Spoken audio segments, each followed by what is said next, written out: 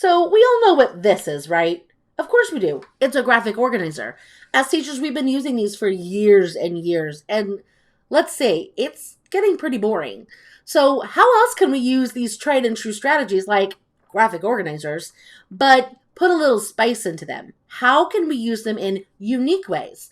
Well, welcome to the Sierra Hills Teaching Channel, and that's exactly what we're going to be talking about today. Unique ways that you can use graphic organizers in your classroom. And make sure to stay tuned because I have something amazing to show you that you are not going to want to miss, all right? All right, so yes, we know graphic organizers are tried and true. We use them all the time. It's a great way for students to get thoughts and ideas about a reading skill down onto paper and get their things or thoughts organized. But how can we break out of the mold and stop using them in just the normal ways? We use them in whole group, maybe in small groups or centers, but what else can we do with these fantastic resources? So here's an idea for you. What about using them as differentiated homework? Yes, graphic organizers would be a fantastic way for students to fill them in as homework. So think about all the old reading logs that we used to send home, right? That where the parents have to sign and then they forget to sign. I forget to sign. And the students have to log the author's name and the title of the book. And is that really necessary? Yes, you're trying to hold your students accountable, but isn't there a better way? Enter graphic organizers. You can let your students fill in the graphic organizer throughout the week with the book of their choice that they are reading at home, and at the end of the week, they bring it back. Now, did you catch that D word at the beginning, though? I said differentiated, and I meant it. So, how do you differentiate graphic organizers? Well, that's the problem that I have solved for you. So, I have a brand new resource in my store that I think you are going to love, and it is differentiated already for you, graphic organizers. There are 24 different reading skills and strategies included, and each one comes with 3 different organizers. We have a level 1, level 2, and a level 3. Level 1 has the most scaffolding. It's going to have the most support embedded in the graphic organizer.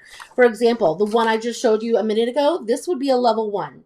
See here, we've got a word bank of words that they can choose from, and then they're identifying 2 traits with evidence. So that's very basic, lots of scaffolding given. That would be a level 1, more for your struggling readers.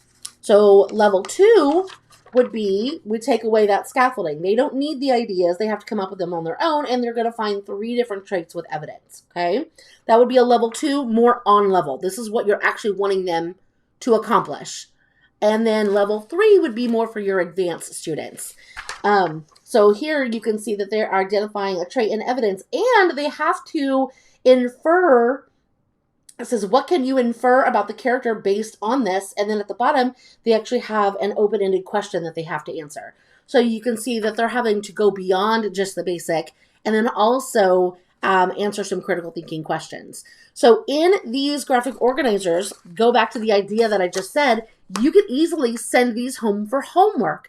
Let your students have the whole week to fill them out on the book that they are reading or one of the books that they read. If they read one book and they fill it out, that's great. Let them bring it in and show you that they can work on reading skills while reading independently at home. Ditch that parent sign thing, whatever we call it, reading log, and let's do something different and unique, all right? All right, so that was idea number 1, differentiated homework. But I've got more for you, okay? What about anchor charts? Yes, we can use graphic organizers as anchor charts. So what I love to do is take my graphic organizer and I go to my nearest Staples or Office Depot or whatever's nearby, and I blow it up to a more anchor chart size. Or if you're trying to be thrifty, use your projector and project it onto anchor chart paper and just redraw it yourself. You can do that too. But I like taking my my anchor chart, and with the class, I will fill it out with them, and then we use that as the anchor chart for the rest of the time we are working on that skill. So the students can see our thinking that we pulled out of our brains and we plastered it onto our graphic organizer. They can use that throughout the week and say, oh, how did I get from identifying this to the next step, to the next step, right? So for example, again, this is why differentiated graphic organizers. So for this one, we've got all the different types of figurative language at the top, and we can write in our text examples below, and then the types of figurative language and what does it mean. So this would be a great graphic organizer to come up with and fill it together after we read a text or an interactive read aloud, and then we put it up as an anchor chart for us to use. Now, in case you're wanting to see the other levels, this would be level 2, where they're having to check which type it is and what does it mean. And then level 3, they're having to go beyond and answer the question, why did the author include it? So again, you could even differentiate your anchor charts if you have enough room for that, but that's going maybe a little too far. But anchor charts with graphic organizers is a fantastic idea and something that I don't see happen very often.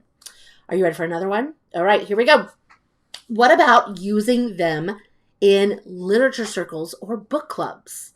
So I know a lot of times teachers struggle with having to assign, the captain and the recorder and the illustrator and all those fun different roles, I guess. But something easy that you can do is give each student a different graphic organizer. You're in charge of finding inferences in chapter 1. You're in charge of, the character analysis in chapter 1. You're in charge of main idea in chapter 1.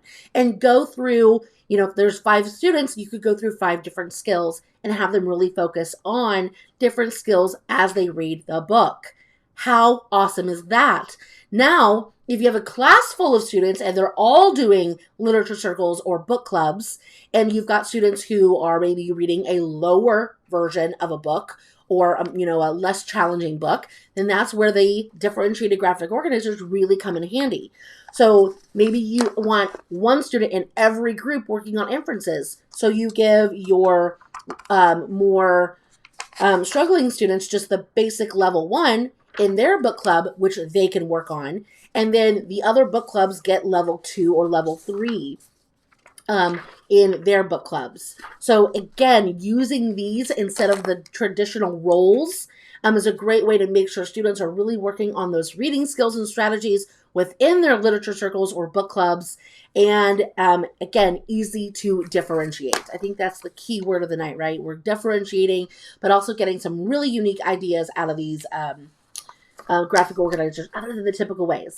All right, so we've talked about differentiating our homework. We've talked about using graphic organizers as anchor charts, and we've talked about using them as literature circles and book clubs. So friends, make sure if you like these ideas to head over and check out my differentiated graphic organizers. Like I said, there are over 70 individual graphic organizers with 24 different skills, and they're digital too. So if you are a very heavy digital friendly school, then they are there and waiting for you as well.